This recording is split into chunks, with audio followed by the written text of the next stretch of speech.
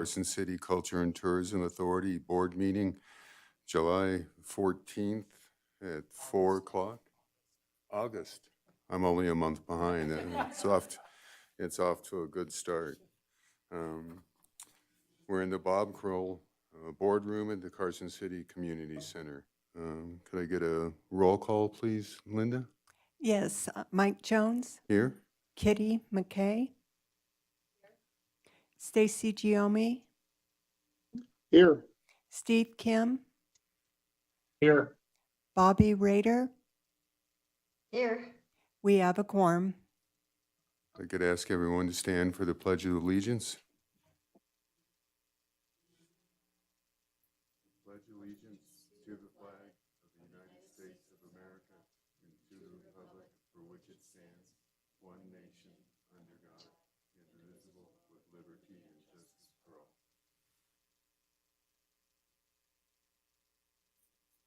Thank you. We'll move on to public comment.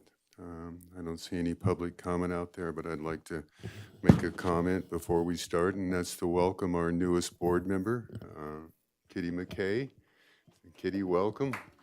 I think you're going to be a valuable member to the board, and look forward to your input and contribution, and welcome. Thank you very much. So that'll move us on to item 5, approval of minutes to the July 10th meeting. Did any member of the board see any corrections or additions to the minutes?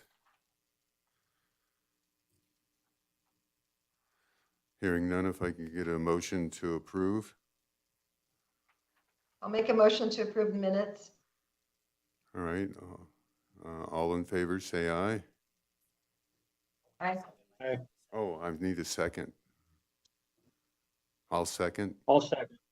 So no. all in Sorry. favor, say Aye. aye. Aye. All, any opposed?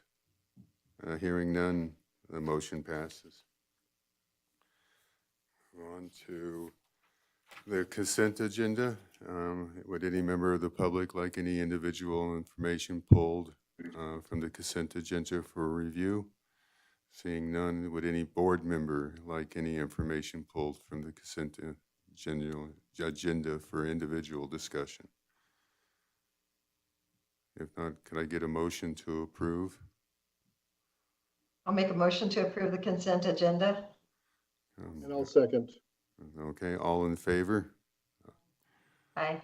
Aye. Opposed? Hearing none, motion passes. That moves us on to item 9, which I think we're going to push down to item 10. John is going to do the presenter. He's running a little late, so I think we'll move the agenda we'll discuss item 10, presentation and discussion regarding the 2023 Stetna's Pay Dirt Carson City Ride that was in May. David, you want to Thank you, Chair do the Jones. introductions? Yep, for the record, David Peterson, Executive Director with Visit Carson City. And we're fortunate we have Carlos Perez here in person, who is going to walk us through the recap for the May 2023 event. Yeah, come on up, Carlos.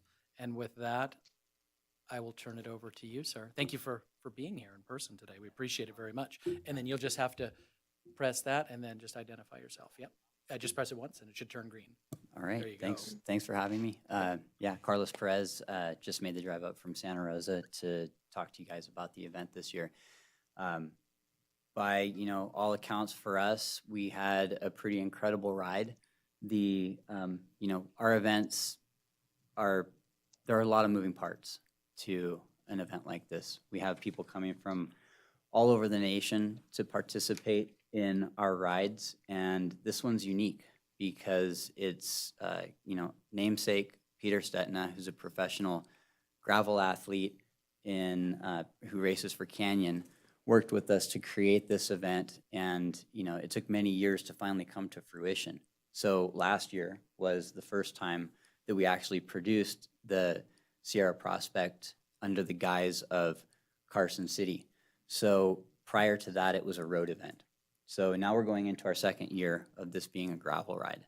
And if any of you are familiar with cycling, gravel has been exploding around the US. It's a hugely popular discipline and has been growing like crazy, leaps and bounds.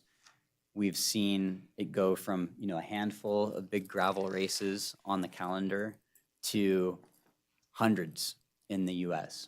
And so it's a discipline that's growing very rapidly. And so it's going through some of those growing pains where there's a lot of race organizers popping up and then going, kind of burning out and going away. We've been doing this for a really long time. We have several gravel races, and this is one of many, and it's on a really stable foundation for us. So we're looking forward to growing this event on into the future. And, the opportunity that we have here with Carson City and the access to the pine nuts makes it a really special experience.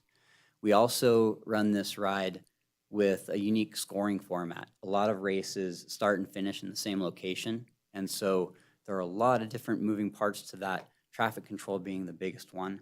For us, we don't have that same kind of issue because we roll out, we have some traffic control in the beginning, but it's neutral. So participants, once they get out into the pine nuts, have a segment that they'll race, but then they'll be able to stop and regroup, and they're not being scored, and they can regroup and hang out with their friends, and it creates a different atmosphere, more like the way people ride today. Casually they go for a ride, and then they find a hill and they race to the top, and then they wait for their friends and they regroup, and we offer aid stations along the way, so they regroup, they get some food, they get some fluids, they wait for their friends, they ride together casually for a while until they get to the next segment, and then they race again. And we add those segments up throughout the day, and then whoever has the shortest time cumulatively at the end of the day wins. What's nice about that is when we come back into town, we're not racing into town, we don't have to manage traffic, we don't have to close streets or anything like that. Riders are expected to ride rules of the road, and then they make their way back into town. The event starts and finishes in Fuji Park. Second year in a row doing that. Beautiful venue. We're very happy to have been able to secure that spot, and for 2024 as well. So I'll show you. I just hit this. Nope. So I did submit a thank you letter to Carson City to kind of regurgitate what I already said. I don't know if you want me to read it or we can move on, but David will distribute this, I'm sure, to the board, so you've probably already seen it, so I don't need to Yeah, read everybody this on the does have screen. it. This photo that you're looking at here was actually, because of Mother Nature, has been really pushing us hard this year. We had to reroute the course, and we added a new path out towards Carson River Park, which gave this beautiful vista of the surrounding hillsides and mountain. And this is in the beginning when everybody's still together, so this is sort of controlled. We're not racing at this point, but it gives you an idea of what it looks like when you see this event kind of roll through town. So we were pushing 400 participants this year. It was down a little bit from the year prior, and I'll get into that and the reasons why and kind of what we're doing to change that as we go forward into 2024. So we did get, this year we had a lot more attention on this ride in the press, in the cycling news than we did in the very first year. We've been putting a focus on celebrating professional women's cycling because there's been, and this really was Pete's idea, is what can I do to give back to the sport? Most, historically sports has been very male dominated, especially in cycling, and all the money goes to the men's races. And then there's been this effort for equality. Pete's idea was, let's flip that on its head and let's actually give women athletes the spotlight. And so at this race, there is a prize purse of $5,000 that goes to the top 5 female athletes. There is no prize purse for the men. They get awarded, they get welcomed to the podium, they get a presentation, they win actually a silver ingot. So I, at my home, learned how to pour silver bars. We felt that that was very Nevada forward. And so we make these custom, they're like little pieces of art basically. And everybody who podiums gets a 2-ounce pour of silver, and it's got the logo of the event stamped in it. And each one of them looks totally different because I'm not very good at it, but they look super cool. And so everybody wins one of those. We were featured in Cycling News and Velo News, also Pez Cycling. I didn't reference that article in here. But these are 2 very popular cycling news outlets. Velo is actually owned by Outside, so they have a huge reach. It was formerly Velo News. It's been rebranded as Velo. So the attention that gets drawn to that when this goes out there is really big, especially when you've got a lot of pro athletes participating in this discipline. Claire Walton, actually semi-local. She lives up in Truckee. This is a great shot out in the Indian Hills Trails Network. This was a new addition to the ride this year, so we just try to mix it up a little bit and expose people to different riding. It was utterly amazing out there this year. This photo doesn't really show what people saw for the majority of this portion. This was a racing segment, but it had incredible wildflowers, like a super bloom going on. And people talked about that. So these are the kind of things that the ride really gives people, that gives them an impression of what the riding is like down here. And we've already had several people say they came back and rode that at not race pace so they could enjoy it a little bit more. So it does bring people back to the area. These are our partners. You can see them on our website. We can't do it without our partners. Production on these events is incredibly expensive, and we need the support in order to pull it off and do a really good job for our participants. So by the numbers, here's some basic stats. It says sold out. We didn't fully sell out the event this year. We were aiming for 500 participants. We actually now know through talking with Douglas County that the format for our ride, and because our venue actually starts here in Carson City, and our participation that reaches out into Douglas County is not a single point gathering. We don't have a 500 person limit, and we don't have a trigger for a permit with Douglas County, which is great. So we don't have a 500 person cap as we previously thought. We found that out within the last few weeks. And have confirmation by email. So that raises the bar for us and a lot more that we can do with this ride as we go forward. So 419 registered participants, that's people who actually registered for the ride. We always have a percentage of people who don't show up. Usually it's around 10 or 11%. Our actual participation count was 377 this year, was down a little bit from last year. Party size, this is pretty typical, and this is what we saw this year, is 1.45 people per registration. So someone registers, they bring half of a friend with them, right? And so we get estimated 547 present at Fuji Park during the day of the event. That's fairly accurate. We have probably a 5% error margin on this based on our survey results. And our estimation is that we generated 449 room nights through this. We did expand the event to multiple days this year. So that's a change from prior. We started adding activities, and this is something that does start to cause people to stay more. So the average night stay was higher this year per participant, even though the numbers were down a little bit because people were incentivized to come early, do the ride on Friday, Thursday, Friday, do the ride on Saturday. And it's a great formula for us because it really gets people to immerse themselves in the event. On the 449 room nights, David, did we help them out with any data collection on that?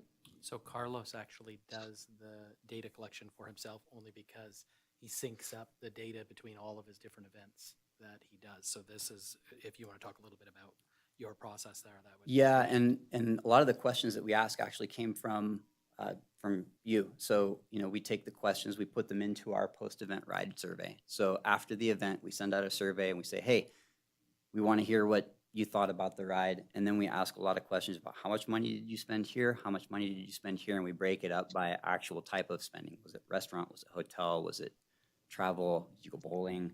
And so we have a lot more specificity around that and where that money was spent.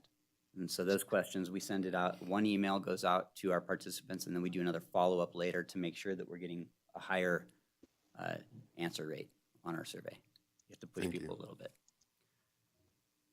So coordination and competition, like I said earlier, gravel is hugely popular in the U.S. right now. When we started getting into the gravel scene, everybody was getting into the gravel scene at the same time. And so, like any new wave of something, there's everybody getting into it, and the ones with the staying power are going to continue to grow. we fully believe we are one of those events.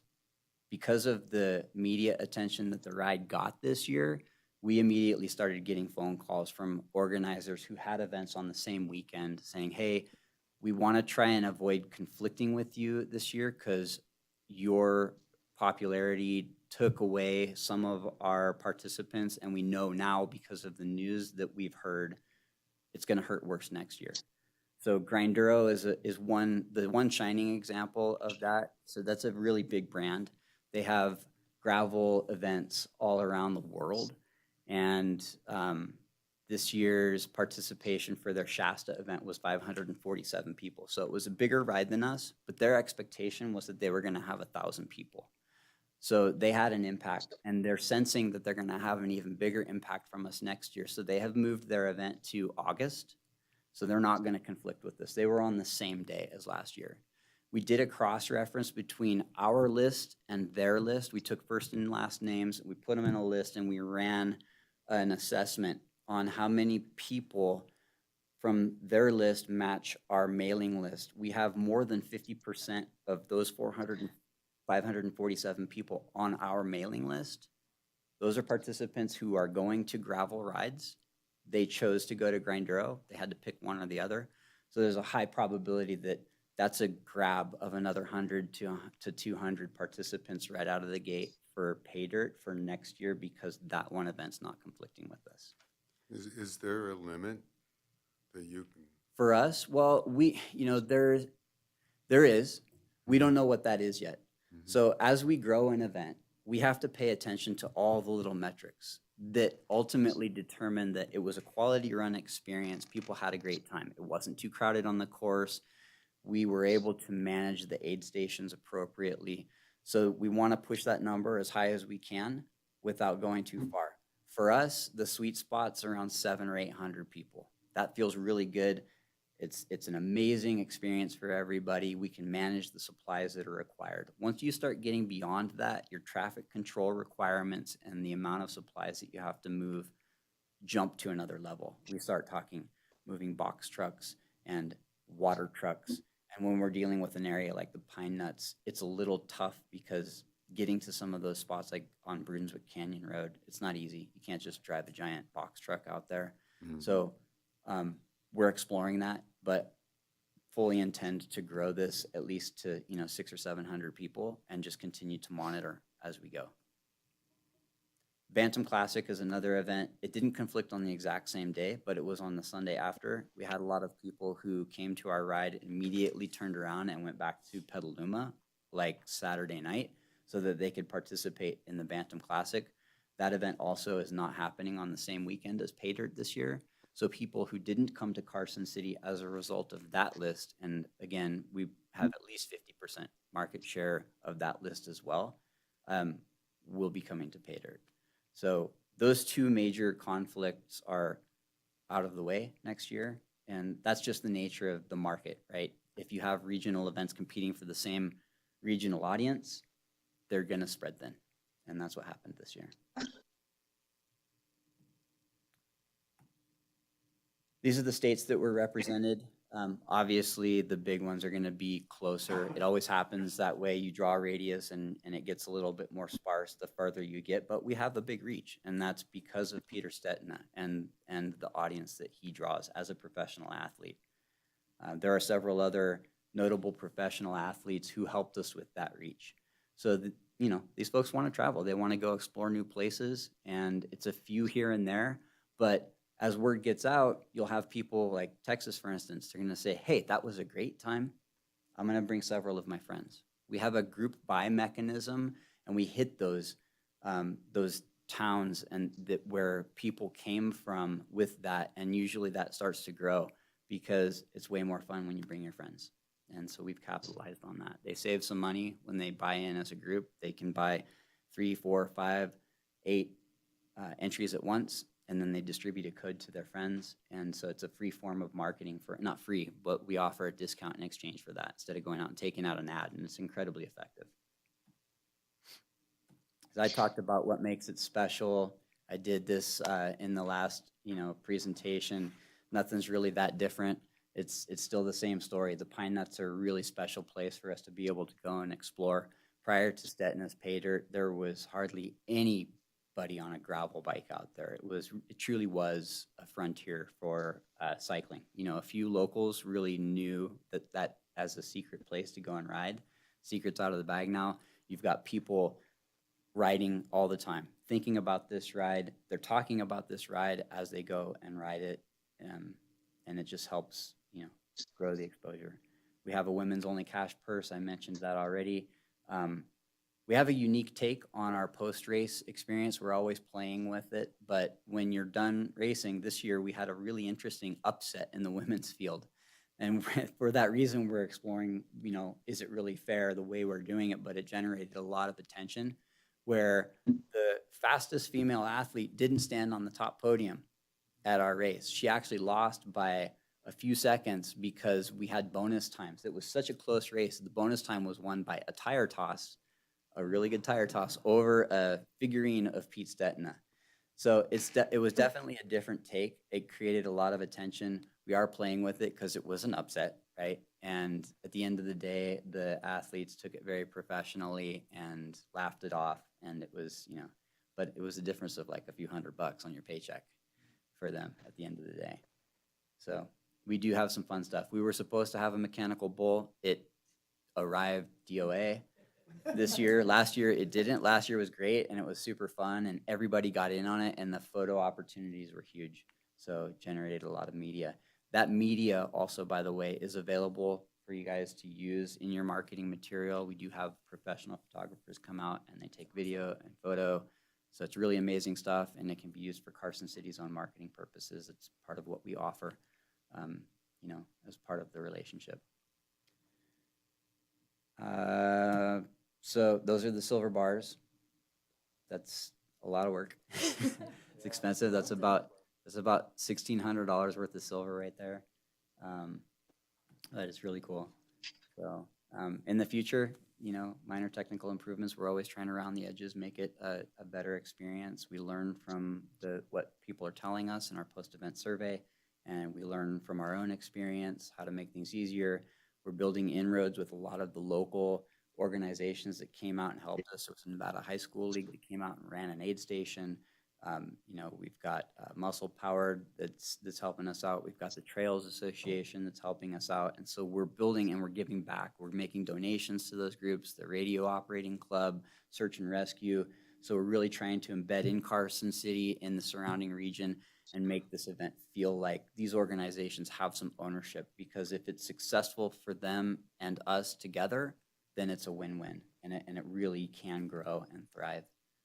So grow steady, monitor success, you know, and we're going to continue to work on this multi-day format. It showed a lot of promise this year, and there's just more that we can do with it because it just brings more people.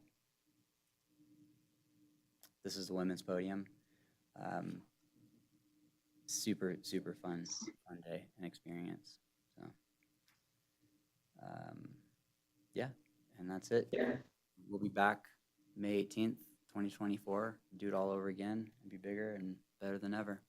So I think that's the end of my presentation. You know, greatly appreciate your support. I'll open it up to questions from the board, but I got a couple. I want to go back to the hotel room nights. Yeah. Does that include RV? And I'm assuming that there's These a are night big RV. stays, so we weren't tracking, you know, where they actually stayed. Yeah. So would my assumption be correct that a lot of people, they'll do this, maybe do RV parks or camp? Well, we did track how many people used van camp, so we had a mechanism by which people could stay here in their vans. It wasn't super high. It was probably like 25 people actually did that, took us up on it. So, you know, it wasn't huge, but it did bring more people to the event. They didn't stay in a hotel, but, you know, they're going out to restaurants and they're here for multiple days. It does open it up a little bit more, but by and large, it's a small percentage of the total population. And is the women's section, is it growing? I'm assuming that's why you had the prize pool. Do other events do that also, or is that unique to? Ours, it's unique to us right now, yeah. It is pretty unique. You know, usually there's an equal payout for us, the idea was, it's the women athletes' time to shine. We're gonna make this really all about them, and it is. And they actually, two of them led 2 rides leading up to the weekend. So those days leading up, the 2 days that we did prior, Thursday and Friday, were female-led organized rides. So people would come and they would get led out, they'd pick a route and then they'd stop along the way and hang out. So yeah, that's pretty unique to our event. Any other members of the board have questions for Carlos? I do. First, Carl, it's good to see you again. It's been a while, pre-pandemic. Yeah. But, hey, so obviously with that prize money for the women, you probably increased the number of riders in that category. Do you think it caused any less men to show up? And the reason I ask that is if you grow it to 700 by picking up those riders from Grandero and Shasta, and they're bringing 1.5 and you're at 1,000 people, is there ever going to be an opportunity for 2 weekends? Maybe a male and a female weekend, or an under 35 and an over 35? So short answer, yes. And interesting you mentioned that. So Pete's been trying very hard to add more mileage to the ride in the Pine Nuts for gravel bikes, and it's been challenging. But every time he goes out there, and I've done the same thing, he goes, oh my God, there's like such an opportunity out here to do something that's maybe a different format in the Pine Nuts and do it at, a different day of the year. So there is an opportunity. We're exploring it. I don't have details for you right now, but it is something that we're looking at as an additional day. As far as whether or not the female athlete focus is at a detriment to the male participation, I don't think so. We haven't done a study on it, but our numbers show that the majority of our events are about 75 to 80% male and 20% female. With pay dirt, it is a higher female participation count, and it's directly correlated with our focus on the female athletes and their reach. The pro male athlete participation, if we're trying to get like the big names, what we will do still is actually pay for their participation. So we'll say, hey, we're going to give you room and board, and we're going to give you like $500 or $1,000 to come out here, and we want you to talk about the ride ahead of time. They're more than happy to do that because they're going to make a little bit of money. They're going to get to come and do a race. They might win, they might not, but they don't have to earn their money by winning the race. So a lot of athletes are super pumped to do that, and it's actually a really great model for us because we still get both. I think it's a great model. Love it. I just asked because I thought maybe it potentially would boom a second one.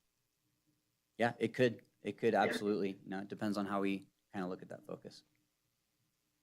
Thank you. Any other questions from the board?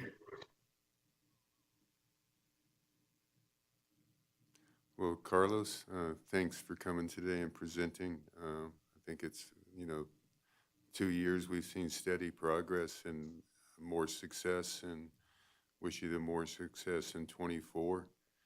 And, thank you. Yeah, my pleasure. Thank you all. Yeah, really appreciate it. So, cool. I'll see you guys Thank later. you, sir. Safe travels. That takes us back, we'll go back to item 9 on the agenda, discussion and possible action regarding a proposed interlocal agreement between Carson City and the Carson City Culture and Tourism Authority, providing for a pledge of room tax proceeds to the city for the repayment of a general obligation park bonds, additionally secured by pledged revenues in the aggregate principal amount not to exceed $5 million, and a proposed resolution authorizing the ratifying the execution and delivery of the agreement. That's a mouthful. David, you want to? Well, if the Introduce. chair doesn't mind, I'd like to introduce John Peterson and Ryan Henry and let them talk through this particular agenda item because they are far more knowledgeable than I am about it. So with that, I'll let you fine gentlemen take over. Thank you. For the record, John Peterson with J&A Consulting Group. And I just want to apologize in advance. our item is not nearly as exciting. We don't have silver ingots to hand out to anyone after the end of the bond. And also personally, I appreciate the board being willing to delay this item. The best laid plans, I thought I had plenty of time to get up here, and as I'm sitting on the tarmac in the airplane, just going, okay, now I have 10 minutes, now I have 5 minutes, now I'm late. But yes, as it's been introduced and as it is a mouthful, this is a presentation and a request for the approval of an interlocal agreement or between CTA and between Carson City. And the genesis of this is the plan to issue $5 million of bonds that will be secured by a pledge of revenues by CTA. And there is, I think in your agenda packet, some backup materials that I prepared, a presentation. I'll kind of walk through that. And on the second slide of that presentation, I guess the big piece I'd like to take away from this is that we modeled this agreement after a similar agreement that was between CTA and the city back in 2003. As some of you may know, that was for the issuance of bonds that funded the construction of the V&T Railroad. So those bonds have since paid off, and now with the proposal to issue bonds to fund improvements over at Centennial Park, we're expecting, or we will need a new agreement between CTA and Carson City in order to do that. And really the reason is that the revenue that pays the bonds accrues to CTA, but the bonds are issued by Carson City. And so we just need a legal mechanism to kind of tie those two together when we're out there selling bonds to the public. The plan is to pledge 5 13/16% of the transient lodging tax or the room tax. Here in Carson City, that's part of the tax that's imposed under paragraph 1 of the code. And why that unusual number rather than the entire 11% or any other number, it really just comes down to within the municipal code for Carson City, some of those taxes are not eligible to be used to repay bonds. Other taxes have already been pledged, such as for an interlocal agreement between an existing interlocal agreement between the city and CTA. And so we subtract all those out, and what we're left is this 5 13/16. It's pretty typical in the bond world that when we're issuing bonds, rather than just use the lowest pledge of revenues that would repay the bonds, we tend to pledge everything that's legally available. It gives bondholders some comfort that if revenues were to decline in the future, that they still have the ability to be paid. So that's where that number, that's its genesis. The plan, just as was approved by or recommended by this board back in April, is to issue $5 million in bonds to be repaid through fiscal year 2044. $5 million annual debt service is approximately $400,000. I think there's a little bit of difference in the materials, $400,000, $405,000, right in that range. And that estimated interest rate is 5%, which right now we think is pretty conservative. If you were to, kind of twist my arm today, I think we'd be much closer to 4% in terms of that interest rate. So we have some cushion for hopefully rates will not go up between now and January, February, when we would be ready to issue these bonds. Again, this would be for Centennial Park for improvements that were already discussed. And kind of the last big piece of this agreement is that it would prevent either the city or CTA from amending the agreement or changing the room taxes to impair the bonds. So, eliminating the room tax for instance, that would be something that we would not be allowed to do. This doesn't impact any of the other taxes that are received by CTA and used for its other purposes. And once the bond debt service is paid, anything that remains out of that 5 13/16 immediately stays with CTA and is used for programmatic purposes. I'll stop there and just see if there are any questions before I move on. And so, again, looking back in April, the plan is to use the 2% capital projects tax that's identified in the city's code to repay these bonds. Looking at that number, we're approximately $560,000 estimated for fiscal year 2024. And we're estimating, again, debt service about $400,000. So we have about 1.3, 1.4 times coverage of that debt service. And to just kind of give some back of the envelope math, in order for that 2% to no longer be sufficient to repay the bonds by itself, it would need to drop by about 28%. So that's kind of our cushion there for if there was some sort of change in the economy. And again, kind of looking at the prior action, the The recommendation in April was to issue $5 million in bonds. That's our proposal today. Debt service numbers are roughly the equivalent, 400 to 405,000, and final payment in fiscal year 2044. And again, the proceeds of the bonds will be used for the improvements up at Centennial Park. And I think that kind of brings me to the last step. So I'll stop there and see if there are any questions on the financial part before I kind of pivot over to kind of next steps for where this will go after your meeting. Any questions from the Mr. board? Chair, yes, I have a question if I may. Can you hear me? Yes. Okay, sorry. I more of a comment than a question because I'd gotten some phone calls about this when it was agendized on our board meeting, and I just wanted to put on the record that the principal component of the room tax is designated specifically for capital projects that support recreation. So this isn't a new tax. We're not adding a tax.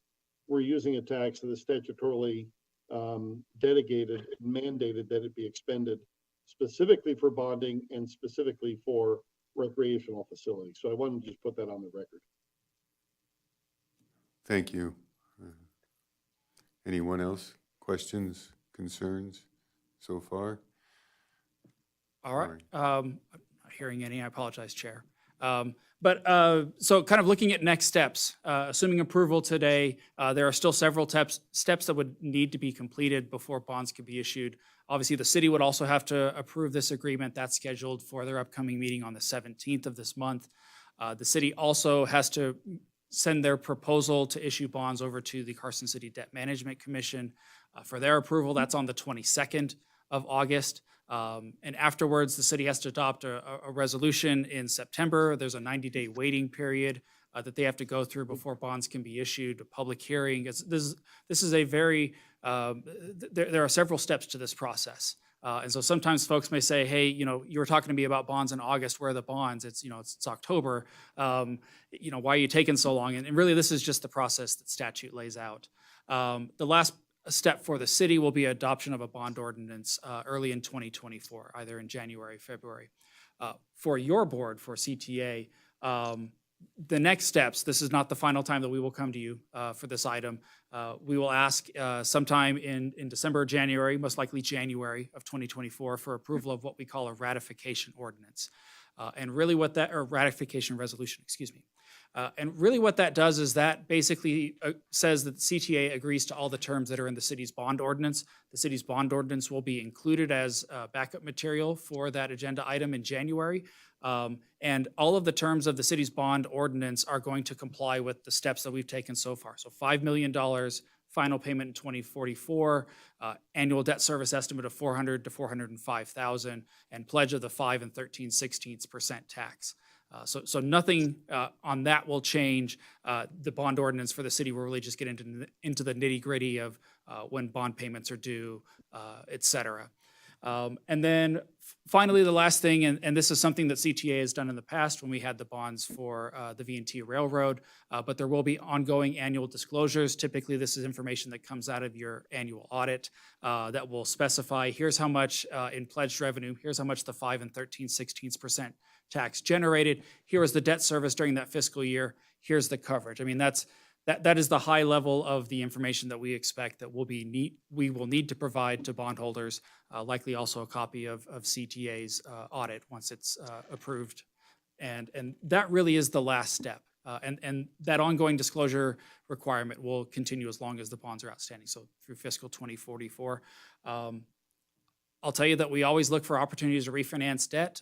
When the bonds were issued in 2003, we refinanced those in 2013 for savings. And again, those were savings that lowered the annual debt service cost to CTA. So if there's an opportunity in 10 years or so to refinance and lower debt service, absolutely we'll take that opportunity. But that's I'm just keeping my fingers crossed. I look at where rates are today. I don't like it. I got a little bit spoiled with 2% and 1% interest rates. We're not seeing that anymore. So really hoping we get back to those areas. But that concludes my presentation, and just again wanted to thank the board for the opportunity to make this presentation today. Well, thank you. No, I think it's a great use of funds. Centennial Park certainly needs the help, and it's a big part of our, recreation and outdoor sports, which is a big part of tourism here in Carson. And without those improvements, it would probably go down. With that, I'll ask if there's any other questions from the board before I ask for a motion. Hearing no questions, if I could get a motion to approve. I move to approve the interlocal agreement and to adopt resolution number 2024-01. I will second. All in favor? Aye. Aye. Opposed? Hearing none, motion passes. Thank you. Thank you.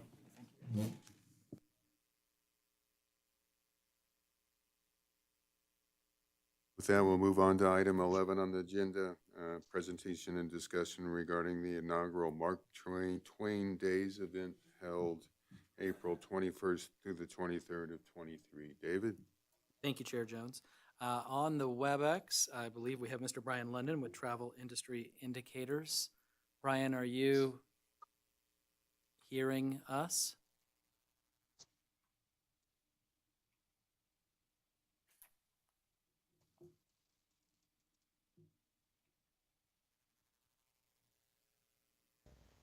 Yes, I am Okay. unmuted. Okay, perfect. All right. So I'm going to turn this over. I'll give a little bit of background. So there's a couple pieces to this particular agenda item. Brian's going to talk through the impact analysis for the event itself, and then I'm going to talk through the P&L in terms of the revenues and the expenditures that we brought in and pushed out the door to get this event off the ground. So with that, I'm going to turn it over to Brian and let him take the first half of this presentation.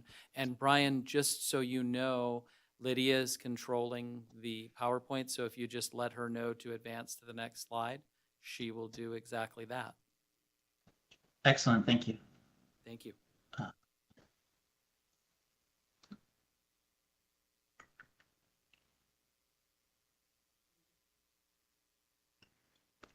Perfect. Okay.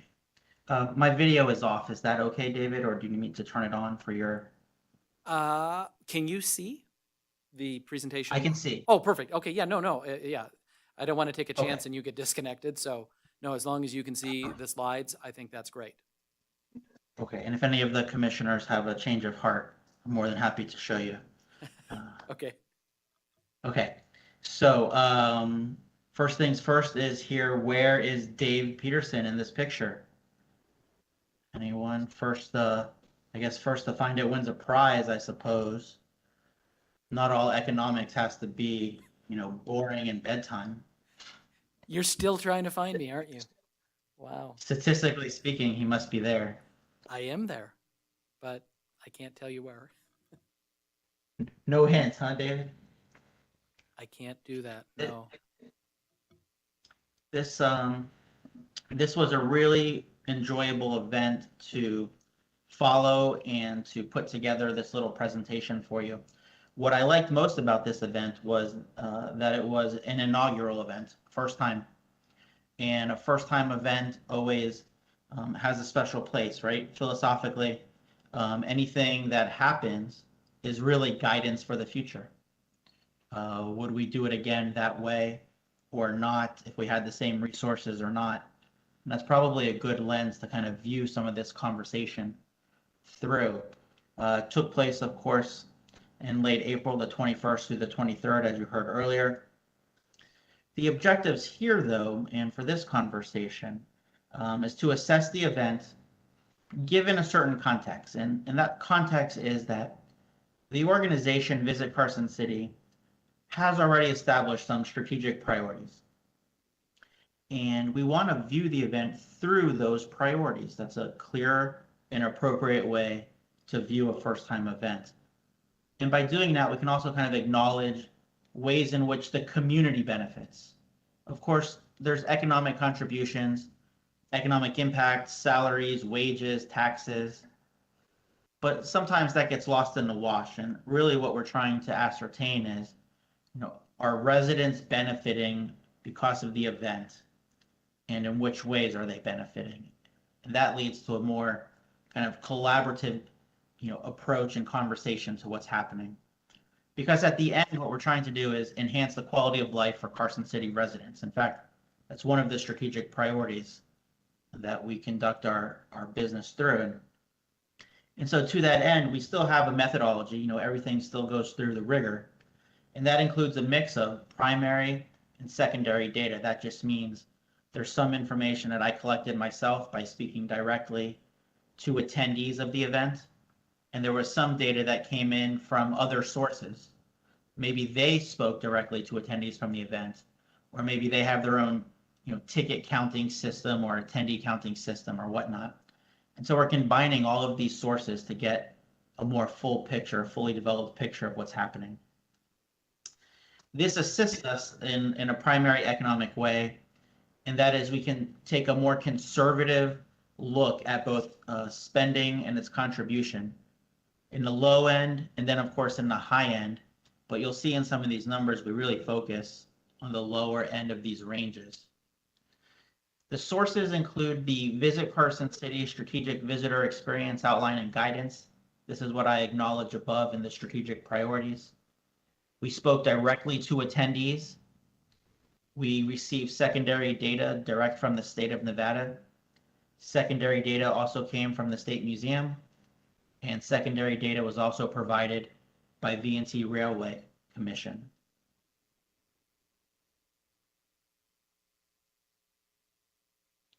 Thank you, Lydia. There is a strategic visitor experience, and experiences are tending to kind of fall into these main buckets of it's educational. I learned something that I didn't know before. It's aesthetically aligned. It's immersive, and of course, it's entertaining. Strategically, the destination is trying to do these other 4 things as well in these icons. We want the Welcome Center to be a place that travelers visit before they leave the destination, right? It's a must-see facility. We want to give visitors an opportunity to interact with locals. That is, after all, the culture of the destination. We want the right event at the right time of the year. And of course, it would behoove us to make that appropriate connection to Lake Tahoe when we can. Taken together, we start to have a foundation for a conversation related to the event and its impacts. On one side, we're confirming what it means to have a visitor experience in the destination. And it means to learn something that you didn't know before. It means to see pretty things. It means to be part of the community.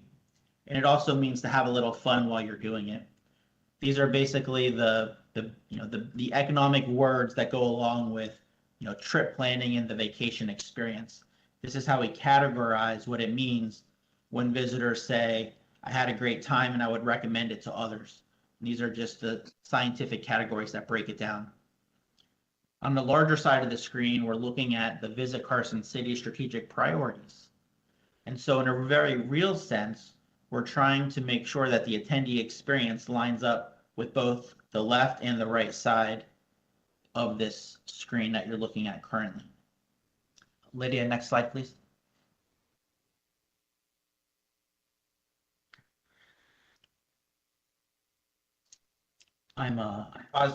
Yes. Okay.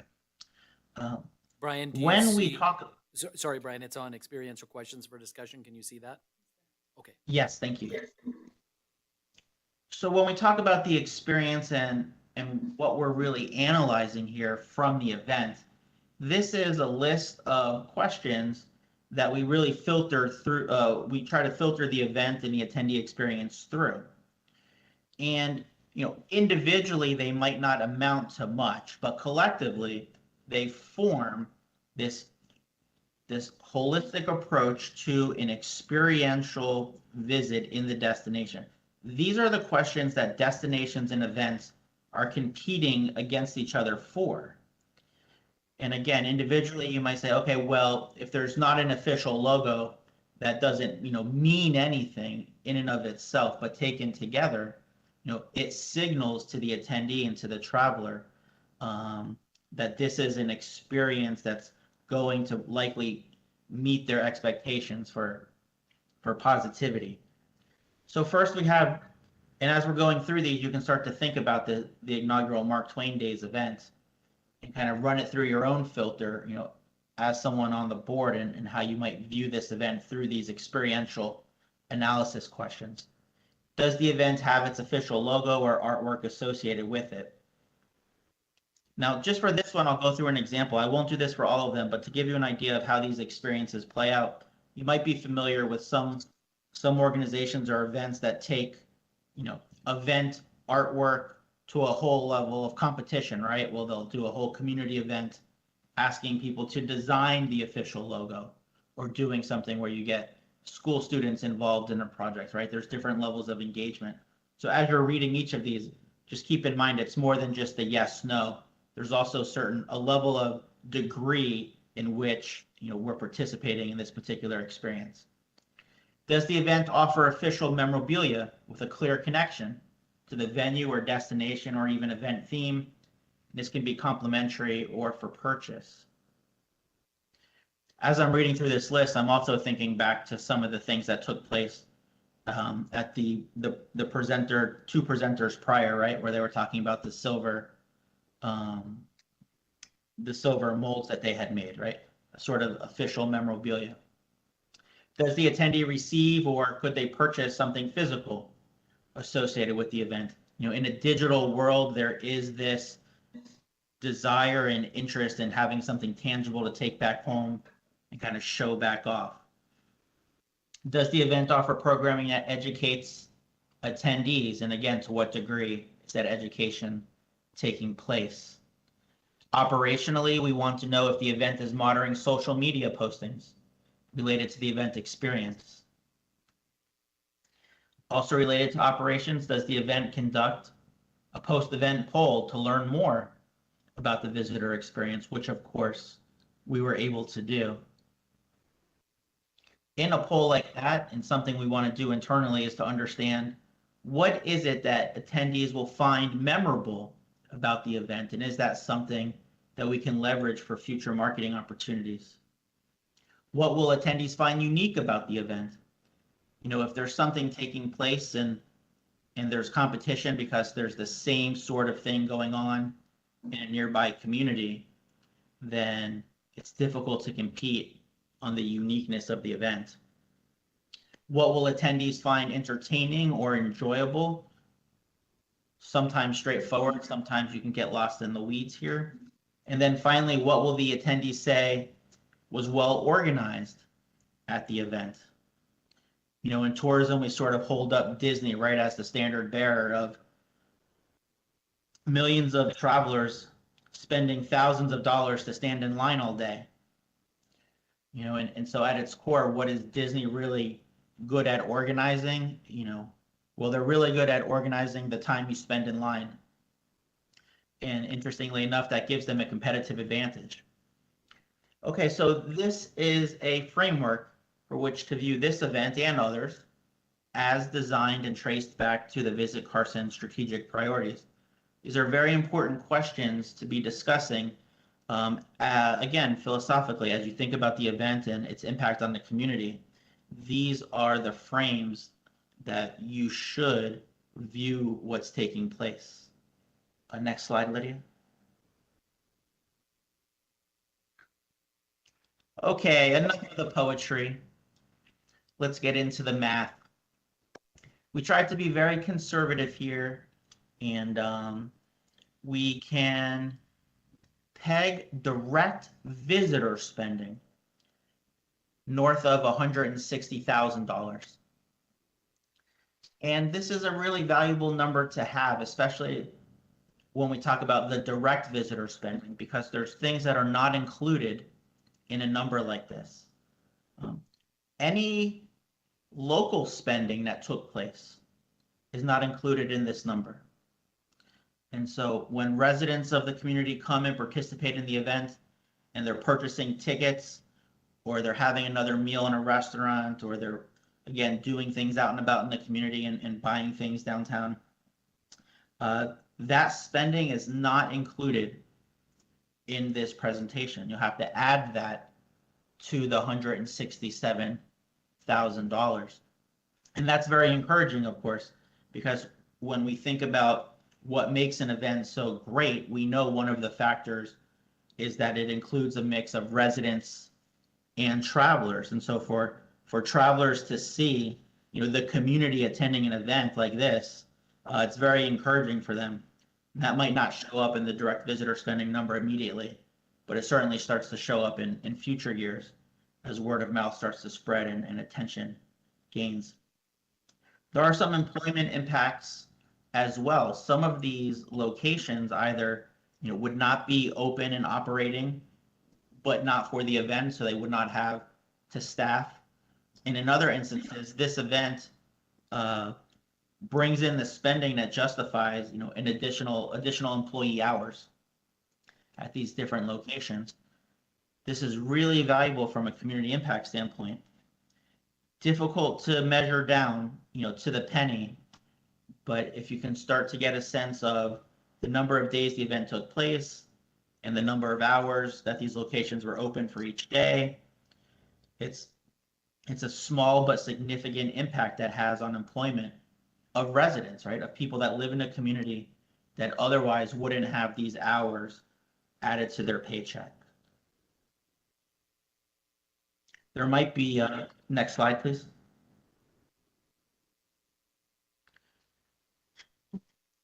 Okay, I picked the pictures, I admit. This is our very own Lydia on one side, and of course Mark Twain on the other side. When the event takes place and we start talking about it to others in the trade, this is what we think of as the media value. This is a list of different outlets and stories that ran that can be measured from a third-party source. This third-party source is assigning a media value, or what's known as an advertising equivalent, to the story that runs. And so in some cases, you might see that there's zero media value, like in the case from the radio clips. But in these other columns, you can see there's a certain impression value. So even though there's not a hard dollar associated with the media placement, very importantly, there is an outreach taking place in which the continual talking about the event and the destination is a positive in the community because they're being aware of the right event at the right time of year, about something that's educational, about something that's immersive, about something that's pleasing, right? It kind of hits all the markers that we want to from a strategic priority standpoint. We're still able to calculate it, and the media value comes in north of $4,000. This is a very positive gain and would only increase in future years as these news outlets have not just the inaugural item to reference, right, but now in its second year narrative that becomes a lot more interesting, both to the media and to the audience. On the next slide, you'll see that not all of the media was measured by the third party, especially different things that take place socially, but maybe still has certain reach. If you look here in the middle, for example, there was a YouTube video about the 2023 Mark Twain Days Festival. This channel that showed the video has over 500 subscribers. That means 548 people got an email letting them know that there's a new video available for them to see. And 683, right, more than the number of people on the list, viewed the video and received a positive impression of the destination. This is excellent. In another example for come check out the booths, this was a Facebook video. There were over 73 engagements and 21 different comments. Again, these are not just aspirational, right? These are confirmatory that the event and the marketing of the event, at least, is something that's positively associated in the minds of the consumer that is viewing this information, right? They have selected media, they're viewing it, and they're walking away with a positive impression about the event and the destination. These are numbers definitely to be proud of and can definitely be leveraged with future outreach. You can see from some of the links here, the stories themselves that ran. One was at the top, you can see in February, it's a story about preparing for the festival. And then going all the way down to, check out the booths on Facebook Live, which is basically them at the festival. And you can kind of see, how the team is building out this sequence of media to make sure that the public and that travelers are aware of the event taking place from the very beginning all the way through to the event itself and even post-event. It takes a tremendous amount of legwork to put this all together. And the subscriber and view counts are something they should really be proud of. Next slide.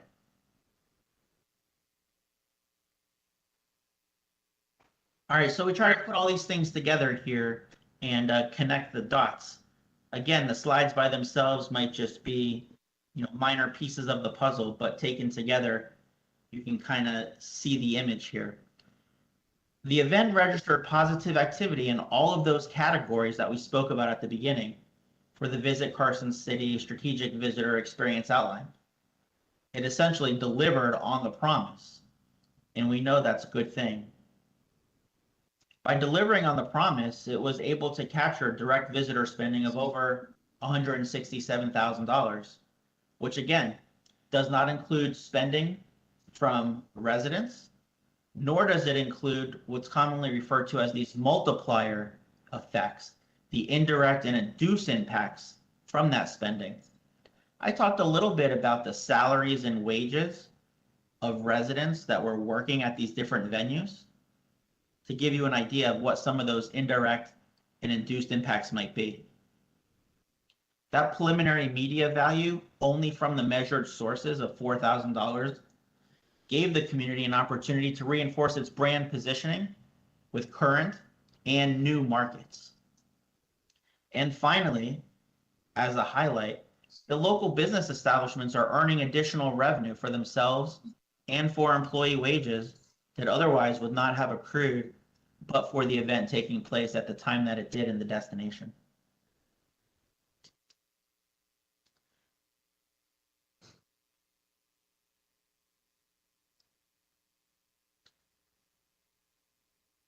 Thank you, sir. I am, of course, available for questions, but I turn it back over to the chair or David as you see fit. Go ahead, Mike. Sorry, Chair. Any questions from the board for Brian? Board member. Hi, Brian. This is Kitty. I'm just curious, did we track at all what the age demographic was for the visitors? Or any general idea? It's hard to get your arms around, I imagine. Hi, Kitty. Thanks for your question. You're asking about the age collection? Yeah, do we have a sense of visitors and or participants, the general age demographic? I'm checking my source here now. I don't think, Brian, this is Dave, for the record, I don't think because on our survey that goes out, it's a very short survey. It's just a handful of questions to try to encourage people to respond post-event, but I don't think we ask an age question. We do have profile data that we get through Travel Nevada, through their sourcing. That's where we use any aggregated information on visitors, but and Brian can double check, but I don't believe we asked that specific question in our post-survey follow-up. Can I jump in on that as well? We also have some profile data from Datafy, which is a basically visitor information that we can get over that weekend that gives you an average age range of people that came over, but it will include, we can do outside a certain radius. So we could look at visitors or we could look at the aggregate of also community members who attended. But we also have a newsletter sign up that we did, and MailChimp provides an average age range as well. So that kind of gave us a key demo. I don't have them off the top of my head, but it definitely skewed a little bit older Yeah. For this event. Yeah, from which is the data. expected. Yeah. I just was curious. And then the other thing on your pool, I just wondered what, in general, they indicated was memorable or unique about the experience. Brian? Thank you for your, Yeah, well, do you have a way to kind of pull that up on your end? Or 'Cause just I even in don't. general, not looking for a spreadsheet, but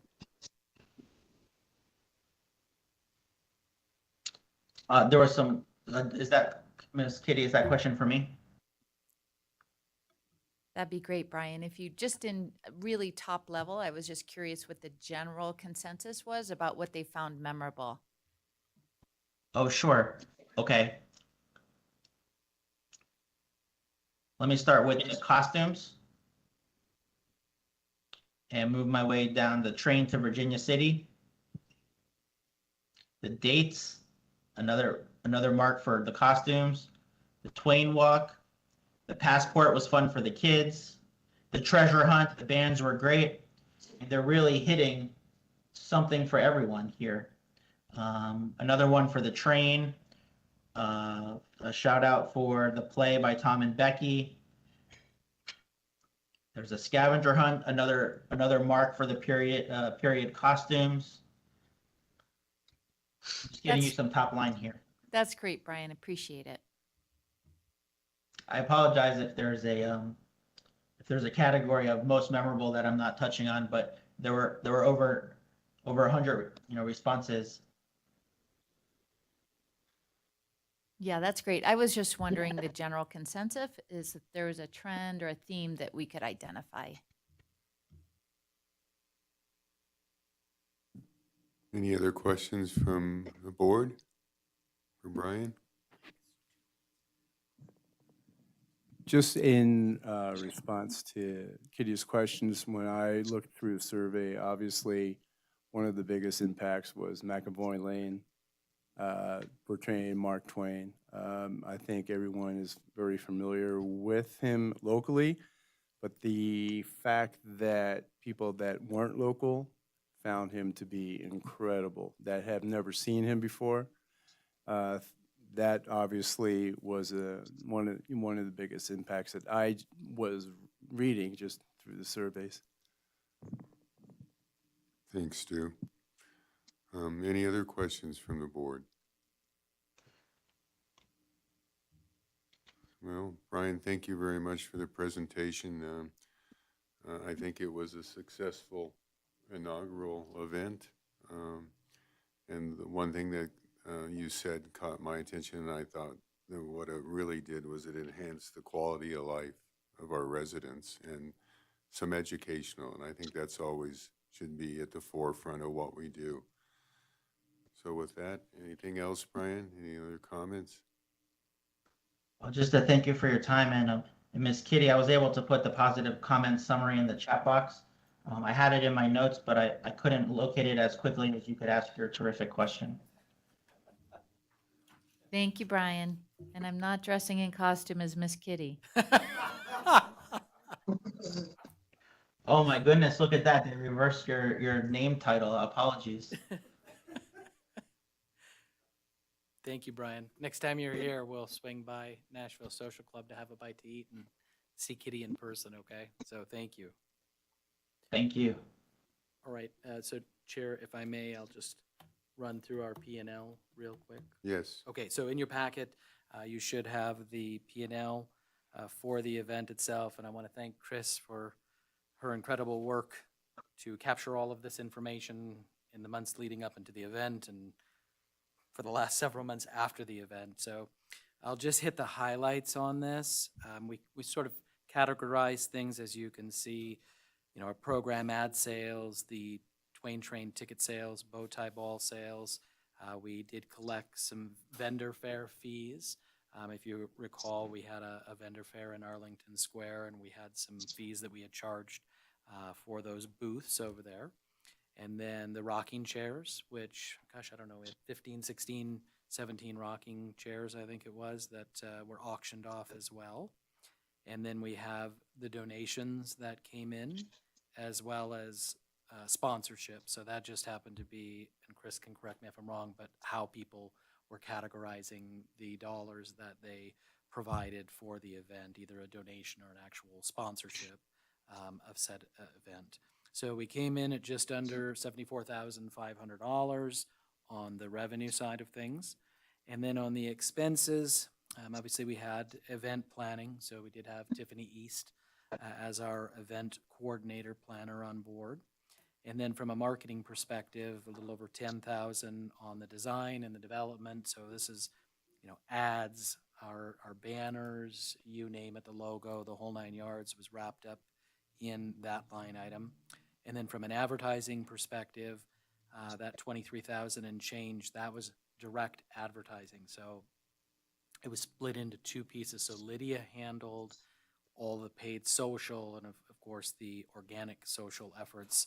And then we did have Melissa Dietz involved with another buy specifically for the Mark Twain event. And I think that was pretty much the month of April, may have been March in there, I think. Lydia, am I right? March and April on the advertising for Mark Twain? Yes. Yeah. Okay, so those two pieces, Lydia plus Melissa, and then our printing, of course, we did have to print those poles that went in the ground, the banners. Forgive me for not remembering what those are exactly. The but flags. The flags. Yeah, Yes. that's The that's feather perfect. flags. Thank you. Good thing you came back just in time. And then obviously we had if you remember, the really cool newspaper as well, the souvenir takeaway item. And then our prizes and giveaways was just over 6,700.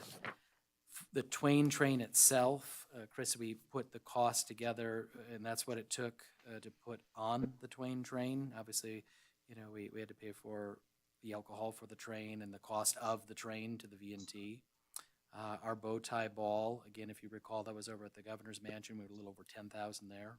Entertainment costs, the bands, musicians, etc., went into that, almost 4,000. And then vendor fare costs for setup over there at Arlington. And then rocking chairs, those were the dollars that went back out to the artists if they chose to, was it a 50-50? Yeah, 50-50 for those that wanted 50%. Yeah, for the chairs, sorry, for the rocking chairs. And then some miscellaneous costs and then insurance. So the hard cost to us, a little over 102,000. On the city side of things, I did confirm with Parks Rec. There was another $550 for the writing workshops that Sierra was kind enough to put on for us.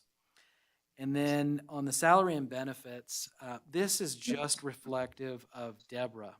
And we put 50% looking at July 1st through December 31st, and then a 75% estimate from January 1st through the event through April in from a soft cost perspective. Obviously, this entire team was working on this event on and off for all of last fiscal year. But for the purposes of the analysis, I just wanted to be clear that that 50K and change was just looking at Deborah's time. So if you look at the hard costs only, we had a net loss of a little over 28,000. And then if you throw salary benefits in, we're just under net loss of 79,000. So I'm happy to answer any questions. I hope this provides at least some level of detail of, what it takes to put on an event. And I'm very pleased with the team for one, bringing in almost $75,000 of revenue against this event. And honestly, keeping the hard costs at just over 100,000, because I spoke with some other event promoters and owners, and they had told me that we'd be hard pressed to do an event like this for less than 150, maybe even $200,000. So hats off to the team, for their work on this event. And it was a lot of work, to say the least. So I'm happy to answer any questions if the board has any for me. Questions from the board? Yes, Board Member Giomi? thank you, sir. David, a couple of questions on the advertising costs. Is that advertising cost directly related to this event as opposed to advertising costs that we already had programmed and just sort of threw in the advertising for Mark Twain. No, it was specific to Mark Twain only for the event itself. So budgetarily, we still had arts and culture related advertising going on, but that 23 and change was just for the event. So we did not include general arts, culture, history, heritage related advertising in the number. Okay. Yeah. And the other question is, I just, I'm struggling a little bit with putting in the salary and benefits. I mean, the position wasn't identified as a position to support Mark Twain Days. It was arts and culture position. So, I mean, so I guess I question that a little bit, its inclusion even at all. We would have paid that salary regardless. And, I don't know. I understand why you did it. I just, it seems to me that either we try and capture all of the salary costs of all staff members and include that, or we don't include it at all. So I'm struggling with that a little bit. And Stacy, I don't disagree with you. I struggled with it as well. But, and you're right, we would have paid Deborah regardless, right? But it's what didn't get done to allow her to focus her energy and time on the event. Because again, DMOs, destination marketing organizations, do not put events on.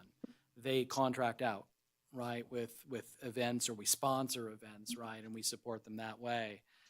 In this case, Deborah basically became a part of putting, this event on, right, on behalf of Visit Carson City and Carson City. But yeah, I agree with you. I've struggled with the inclusion of any salary, because it would have required me to look at the other 6 positions as well, if we're being honest, to assess how much of everybody's time they spent, over the course of 10 months, right? And arguably more than that, because we started this, I think, in fiscal 22, technically, right? So you're right. Certainly could just look at the hard costs against the revenue, and remove that soft cost piece. But I just wanted to throw that out there, because again, without Deborah, we would have been looking at I think a completely different situation from an event planner operator perspective, right? Which I think would have moved us off who we did use, just from a resource situation, right? With Tiffany East and her team of 2 people, we would be looking at a full scale event promoter owner type company solution, so. Okay, thank you. Yeah, and one thing, if I could just add, and forgive me for not saying this earlier, Chris was kind enough, to look at all of the different hard costs, right, that we paid out to these different vendors, different individuals. And so when Brian was talking about our direct visitor spending, that we didn't include the induced in that calculation, for the record, I just wanted to say, we invested a little over $32,500 just in Carson City businesses. So that's a part of that 102, right? And that is, from an indirect perspective, investment that we did make. And I want to remind everybody as well, our funds, this didn't come from local residents, right? This came from previous overnight visitors to Carson City. So this is from the TOT.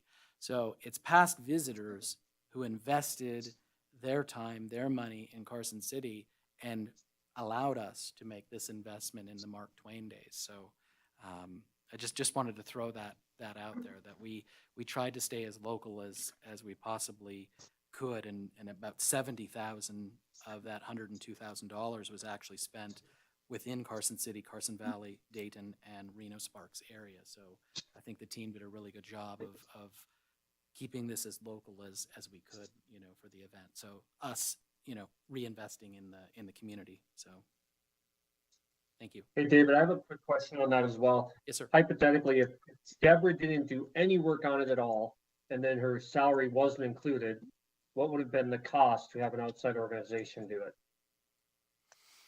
It's a great question.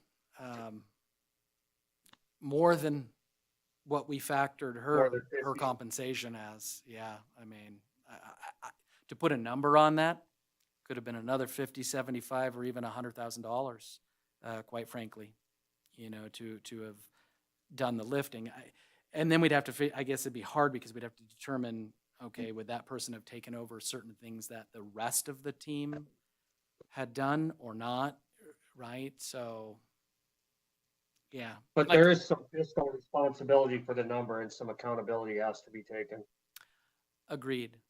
Yeah, and we are looking, I should point out, I mean, we're trying, the team, Deborah did a great job before she departed, but we are working with local entities to help, say, one group, you take on the vendor fair, another group, you take on all the music, shifting maybe from the mansion. I know the Railroad Museum wishes to take on that event that we had at the Governor's Mansion. We're trying to get other folks to step in and help us.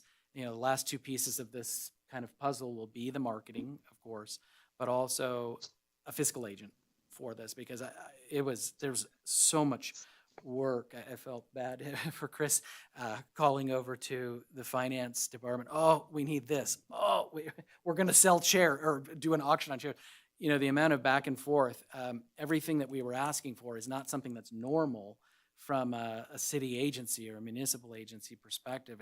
Everything had to be customized for the expenditure needs, but primarily on the revenue side of things. So we are looking to try and get a fiscal agent on board who could handle the in and out of the money side of this, right? The expenditures and bringing the revenues in, again, to help, take the burden off of the team. So hopefully, we'll make this happen for next May when the second annual event will be. But I mean, it was a great event, and again, for getting put in a position to where DMOs again don't put on events as a DMO, the team really did do an incredible job, and they should be commended, for that, because it's not normal. So anyway, but yeah, I hazarding a guess, Steve, could be Or- double. I think So- we have a question. Yeah. I think it's great to have that place marker there, just so that everybody understands that there would be a cost to have an event planner, promoter, or whatever that mechanism is, and then potentially an arrangement can be created that person falls within a certain range of a guaranteed income and then gets a percentage of the overall event gross. And so that would potentially allow us to stay within a dollar sign that still makes it worthwhile without killing your team. That's not a bad, yeah, no, yeah, I don't want to put the team, honestly, through this again. And so I think that we can get our community partners involved and have different groups, factions, pick up and take on different elements of putting the event on. That will be a tremendous help for next year. I think it's a good conversation to start having now. We started the week after the event in April. Yeah, I mean, so the conversations have been going on, and we do have certain pieces and elements, and Kitty, ever before coming on the board, I mean, we had some conversation from an entertainment perspective, or even a facility, right, with Nashville to become more involved, for next year. So yeah, we have had some great conversations, and people have been willing to take that on, different pieces of the puzzle. So I think it's going to be great for 2024. Any other questions for David? I have a comment and the question. My comment is that I think this was such an amazing coming together of the community and the community partners that Carson City hasn't seen before, or at least in my experience, and I'm kind of new, but just everyone working together to benefit the city. And I think it would have been nice if the city of Carson City had invested and helped with some of the expenses for this, because the community itself definitely benefited from this huge event that happened. And my question is, have you decided to stick with that date in May for the second event, or will that date change? Thank you for the comment and the question, Bobby. Yeah, so we do have this set up for Mother's Day weekend right now because with respect to the train, we're running Mother's Day weekend. So I'm hoping to help offset some of the cost, right, by having the train come down on that Friday, right? It won't be sort of a one-off situation with the train where we have to deadhead back. So yeah, we kind of did settle, and we went through quite a process to look at literally every weekend, I kid you not, April, May, June, to figure out where we weren't going to be competing or conflicting with not just Carson City events, but also in Virginia City, because Virginia City does wish to be more involved than they were, which was really limited to Pipers, right, where they hosted, in the middle of the train ride, right, when we stopped off in Virginia City. So we were trying to figure out the best weekend where we thought we could slot this in, fit this in based on the feedback with the events, also working around the Nevada State Railroad Museum's schedule as well, and then potentially doing something, again, the minting, the coin, the medallion was awesome. I mean, hundreds of those were sold, right? And so trying to figure out how to potentially bring that back as well over that weekend, and just looking at, I think, programming too, right, in terms of other events. And I'm looking at Lydia and Stu.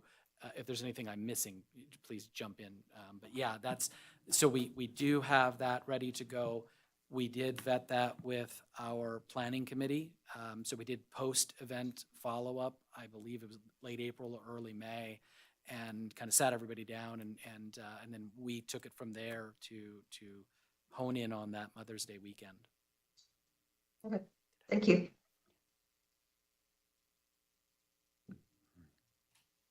Any other questions? If not, we'll move on to Executive Director's update. Thank you, Chair. I will be very brief, as I always am. I just have two. Right. Don't laugh, Chris. I just have two quick things. So with Deborah's departure, we are working to finalize the job posting for the Arts and Culture Program Manager, and we expect to get that listed next week. So that's the plan through the city's website. We will get it out through the Nevada Arts Council, Sierra Arts Foundation, West Staff, you name it. We're going to really, week after next. Sorry, Chris. Yes. Okay. Week after next. Okay. Yes. So that is in the works. We are just finalizing the specifics of that because we do need to remove the things that can no longer be in the job description because they don't fall under our statutory authority. So we're working through that. And then just a quick V&T Commission update. I am very happy to let you all know that we have contracts coming forward at next week's meeting to have the production and design vendor on board for Polar Express. So we will be able to put on the Polar Express this November and December. So that is very exciting.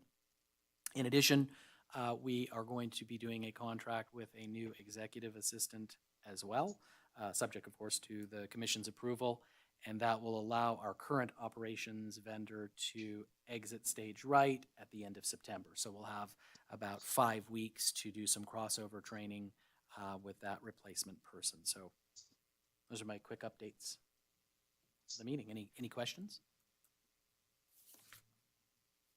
Okay. Chair, if I can go ahead and move on to 12B, transient occupancy tax actual versus forecast. That's the big sheet in your packet, the one you all look forward to each month to know how well we are doing. So it looks like we are going to come in at 28.88 million and change for fiscal 23, which is about 9.4% ahead of what we budgeted and a little over 8.4% ahead of fiscal 22. I did want to note, you'll see some green for July, January, February, and March, and that is reflective of adjusted actuals that were reported by some properties. So there were some corrections that were made for those 4 months. So that's our number, basically, for fiscal 23. So I think very nice. It's a great looking number. So any questions on this particular report? Okay, thank you. If not, we will go ahead and move on to 12C, events and sales update. Mr. Wexler, take it away. For the record, Stu Wexler, Events and Sales Manager, Visit Carson City. I am just going to run through some of the upcoming events that we have in the next few months, and we'll go for some questions. First off, we're going with, which is next weekend. I'm sure most of you are familiar with the Outlaw Flat Track at Fuji Park. It's been coming here for the last 10, 12 years or so. I've worked with them before. So it's going to be Friday, Saturdays. You can see they're going to have different programs. Amateur, they're going to have pro. They'll also have a race that will have the firefighters versus the police officers on that weekend as well, which everyone really seems to enjoy. The firefighters have won the last couple of years, so the officers are a little miffed at that, so they're going to be working harder. I did talk to Robert Hansen and after this was made, and he was indicating that they are 20% up this year over last year for ticket sales at this point. The ridership registration is up a little bit too. They had about 95 riders, I believe, last year. They're already up at 100 registration riders. So they have expanded their email list, and they believe that is why the increase in registration and ridership. So they do keep their registration open till the last minute. So right around next Thursday is Thursday, maybe Friday, they will shut down the registration. They like to keep it open till the last minute because it is such a draw from the California area. So is there any questions on the flat track? Okay, now we're moving on to the Bronco celebration. This is a new event that is going to be happening at Mills Park, October. They go around the country. I mentioned this before at different areas and different venues and have the Bronco celebration. They have opened up the registration August 1st. I did talk to them when I got back today. The first couple days that they opened up, they already have 30 registrations and 8 vendors coming in, and they have not started their advertising yet. They will start their advertising the end of this week. The cap on Mills Park is 400 Broncos. So since this is the first annual event in Carson City, they are estimating and expecting around 250, 275 Broncos. There could be more. They're just not sure because there is no history here in Carson City. We've met with Parks and Rec. Everything is getting ready for all their paperwork. They're actually going to do a walkthrough come mid-September. And they are very excited. They have plans for adventure rides. They're going to go up to Prison Hill. They have some Broncos that are made for rock crawlers, so they're going to be offering that as well. So it's going to be a lot of fun. But like I said, the cap at Mills Park, it would be 400. They went to, they just had a show in Tennessee where they're had 1,500 Broncos. So that shows you the size difference, you know, between the two cities. So we do have food vendors there. So they are very excited. They were here back in July. They toured Carson City. They went all over. They went more places, probably more than most locals do. Virginia City, Tahoe. Their biggest, the biggest surprise for them was the location of Carson City. Proximity, as I've talked about for everything, you know, being so close to Reno, Tahoe, Virginia City, and even Carson Valley. So, and they do plan on making this an annual event. they indicated even if they started off with 20 Broncos this year, they do want to come back every year.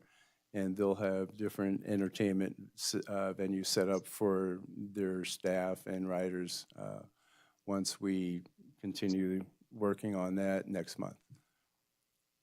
Any questions on the Bronco celebration? And the Silver State Art Festival, probably most of you are familiar with this. It's at Fuji. It's been happening for quite a while. It's actually the gourd celebration, and they have people coming in from California, Arizona, that are artists, along with our local artists as well, that will be selling their products. And this is at Fuji, September 8th through the 10th. And they just want to have fun. They do teach basket and gourd. They have a lot of different art classes, so people can sign up for that as well. Any questions? And this is the Bonanza Kennel Club. This has been going on for quite a few years here at Fuji. This is the first time that Visit Carson City will be joining them and helping them. From what we've seen, this has been one of the biggest draws from different areas. And for the shows, the traveling, more than half bringing traveling companions. This is sanctioned by the American Kennel Club, which is a huge national club. They go all over the country. Anyone that maybe has a pet or dog is familiar with the American Kennel Club. So I'm working with Candy Roper, who has been doing this for a long time. And they do a survey. They've done their own survey, which is put on by the Kennel Club. It goes to 84,000 of the event participants, and they get about 14,000 responses. We'll be doing our own as well this year, too, to help Candy. But I believe this will be a big draw, and mostly everyone loves a dog show. They've seen it on TV, so now we have one locally that we'll be working with as well. Any questions? And this one is this is part of the Battleborn Blades. This one here that we have is, I'm not going to try to pronounce it because it's German, but yeah, Sage Lydia knows. And this one is the women's tournament. They are, the one we had back in Memorial Weekend was co-ed. This is strictly a women's tournament. As you can see, it's the largest women's rapier tournament in the world. And I did talk to them, the coordinator this year, and they are expecting 30 participants, not including spectators, and they with over 80% from being outside of Northern Nevada. So this is becoming a big draw for Carson City. And it looks like they are estimating a 10 to 20% participation growth at the event over what they had last year. And they are actually working on some records that we haven't seen before. So their record, what they're looking at here for this tournament coming up is the largest women's rapier tournament in the world. And they want to see the women's saber tournament in the U.S., the largest, and the only women's broadsword tournament in the world, and the women's small sword tournament in the world, and the only women's HEMA performance competition in the world is what they're looking at here in Carson City. And this is held at the community center inside the gym. And I went to it last Memorial Weekend, and it's pretty fascinating to watch these people. Really, they're dressed up in the gear, protective gear, and they're actually having the competition. the sword fights. But this one is strictly for women's, and it's becoming bigger and bigger. Their goal is to attract international participants in the women's Hemis tournament. And that's it. Any questions? Questions for Stu? If not, Thank we'll you. move on to item 12D, marketing and PR update. Lydia? Thank you, Chair. For the record, Lydia Beck. Thank you all for hanging in there. It's been a long one today, but hopefully we'll bring it home. I'm going to do a fiscal year 23 annual recap, but I'm not going to bore you with a lot of numbers, but kind of give you our wins throughout the year in each of our different categories, and then show you some of our new collateral that we've gotten from Trespasser Productions through some grants. So we're going to start with our paid digital. So that includes our Google ads, our YouTube ads, and our paid social. So on our Google ads, we delivered over 5 million impressions, most being from YouTube. And the paid search campaign delivered a 12% click-through rate when the industry average is only about 5%. And we also had a very low cost per click at $1.50. We actually decreased that by 36% from the previous year. We delivered 4,200 lodging referrals from our ad campaigns. So that means that we directed people to from our hotels page on our website and to our partners' hotels or RV parks. We also had a significant increase in our newsletter signups thanks to our Facebook ads. And our TikTok advertising had over 100,000 impressions and video views thanks to our content creator partnership that we did with Shelby Burns. So our paid social campaigns, which you'll kind of see on the right-hand side there, on Meta, had over 6 million impressions over the year. We had a 68% increase over the previous year, and we had over 600,000 engagements with our ads. So 2,000 of those being shares, which is obviously the most valuable engagement. And our ads drove over 37,000 website visits. So overall, we had some great wins this year. Later on, I'll talk a little bit more about how KPS3 is going to be more involved this year in some of our paid consulting, especially while I'm out on maternity leave. So more to come on that. For our newsletter segment, overall, they've been performing really well. We've had a great click-through and open rate, and we continue to build our audience monthly thanks to those Facebook lead ads. The numbers that you're going to see in here, if you do want to dig through that, are comparing to our audience average over the last few years that we've been doing our newsletters. So overall, we have a 38% click rate. Even that was lowered a little bit with some of our campaigns that we ran to people who did not open our newsletters when we were selling tickets for Mark Twain Days. So we personally ran all of the newsletter sendings through this MailChimp account for Mark Twain Day. So some of that is a little skewed, but we usually hover around a 40% open rate, and our click rate is about 5.1%, which is up pretty significantly over last year. Any questions so far in the digital or newsletter front? So public relations, we had a pretty incredible year for our PR value. We came in at just under $1 million at $985,000 in publicity value. We placed 54 stories that were highlighted through earned media placements in 2023. KPS3 helped us secure some national and targeted market placements, include Travel and Leisure, HuffPost, AAA, Mercury News, Furtis Travel, Allegiant Nonstop Life, Reno News and Review, and more. We were very lucky with AAA's Via magazine. They featured us in 3 different feature stories this year. It was just incredible placements, and one of the reasons why that pub value is pretty high.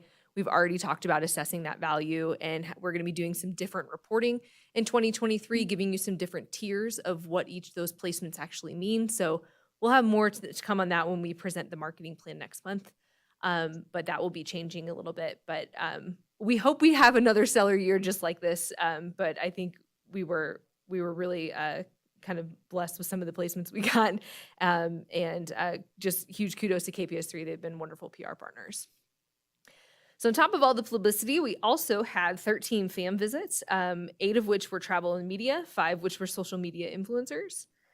And the breakdown of our media coverage was 36% arts and culture, 25% history, 22% family, and 17% outdoor focus, which obviously hit on all of our pillars.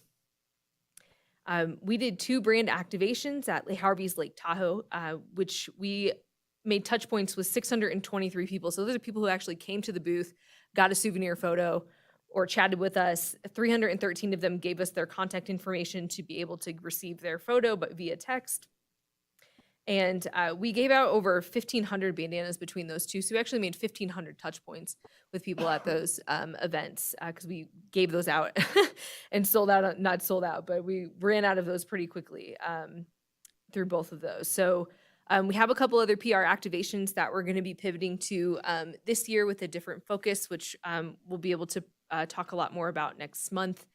But we're very excited about those and be able to feature more kind of our trails like the Cap Tahoe and do some really fun campaigns as well.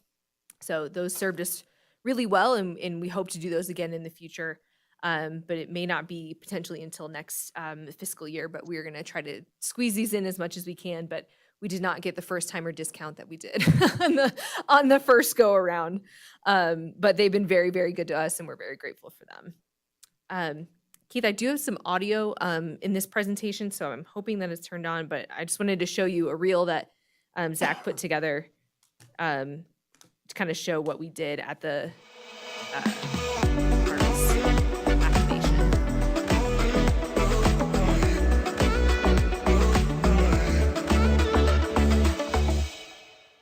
So we just had a fun booth where people could engage. We brought the viewfinders for some of that nostalgia feel. You could take your souvenir photo home. We collected as much information as we could. So it was super fun at the Old Dominion concert. And then lastly, our blogs drove over 24,500 page views. So we continue to write those monthly so that we can improve our SEO on Google, and then also just make sure that we have relevant content for our Facebook ads. We use those a lot to generate our Facebook ads and generate our newsletter signups.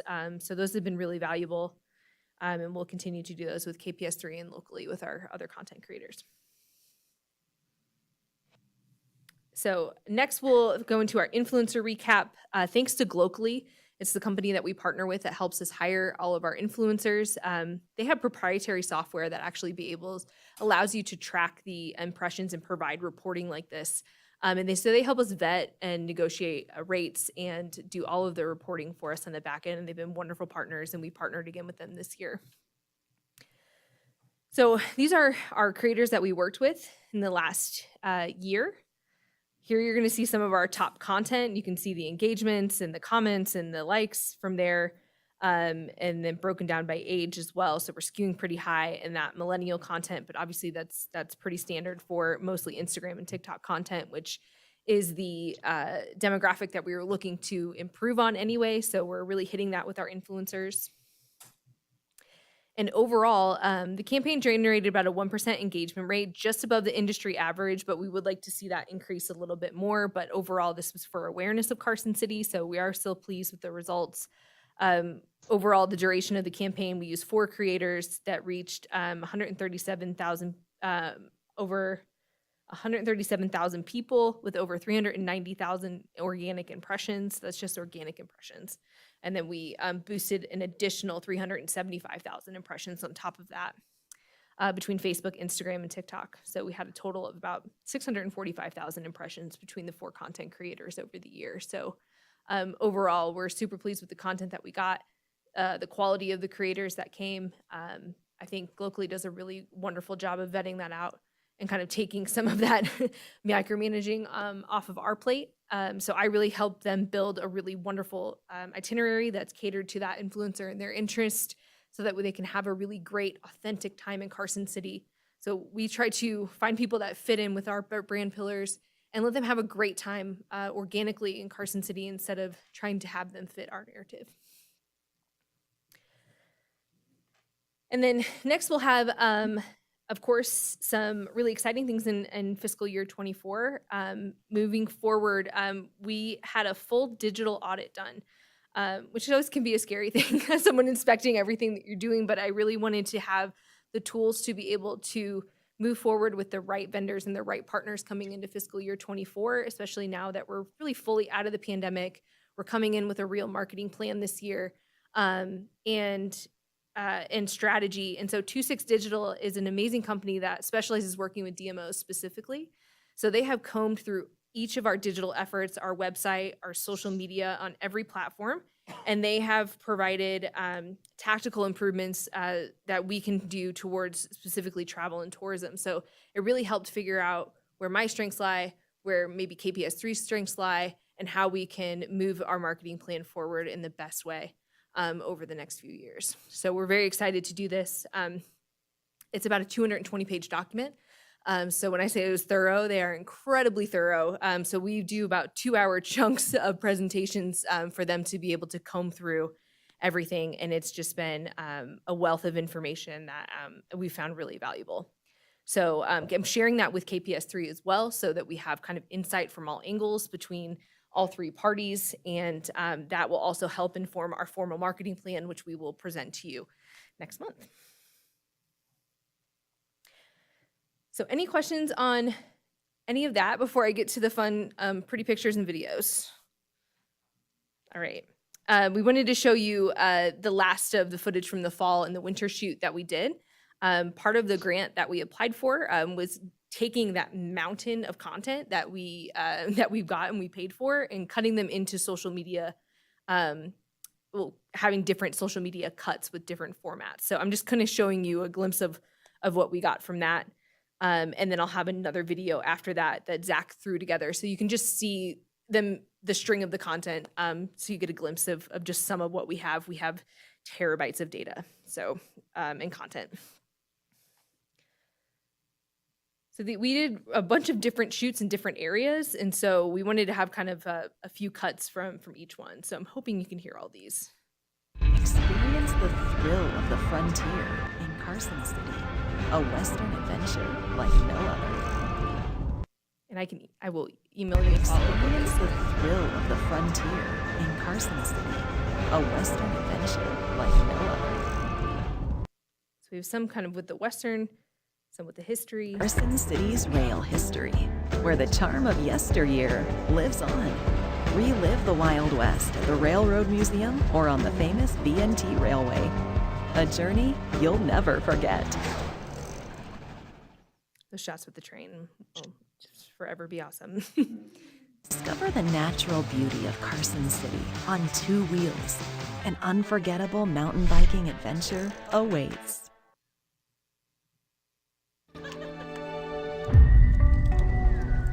The best part of memories are making them. Visit Carson City. So we have different lengths of these in different formats. So I just wanted to give you a glimpse of some of the different cuts. And then play all these.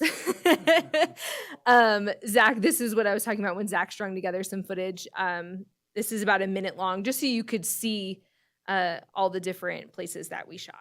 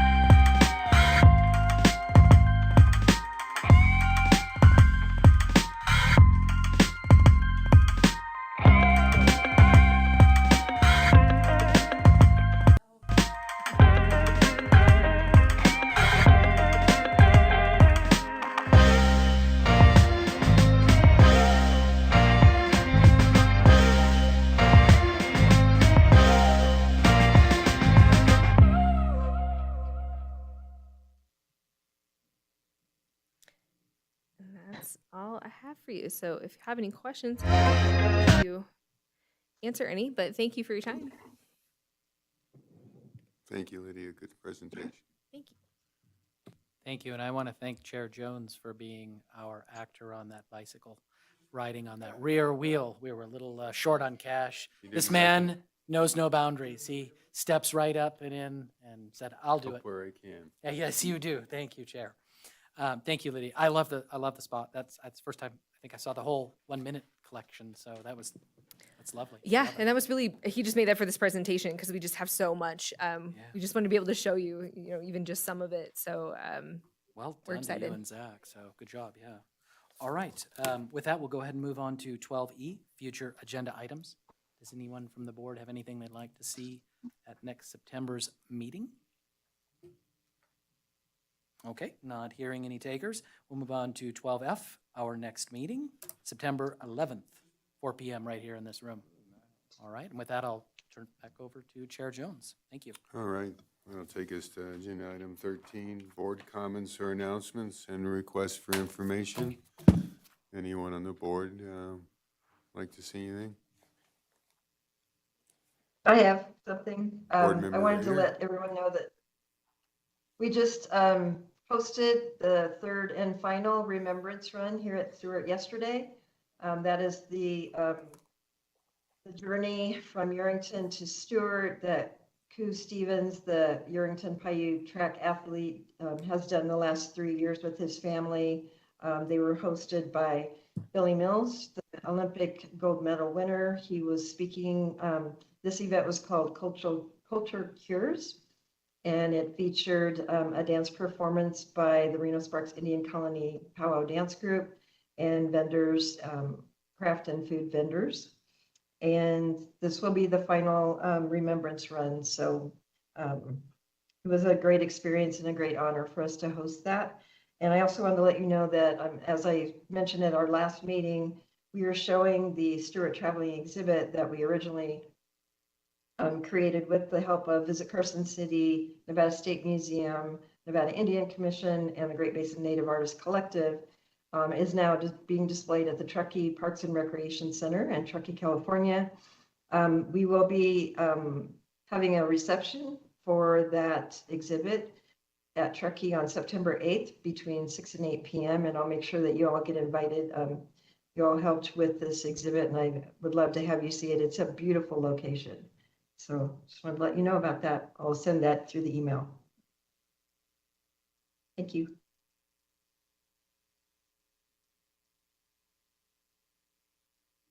Anyone else?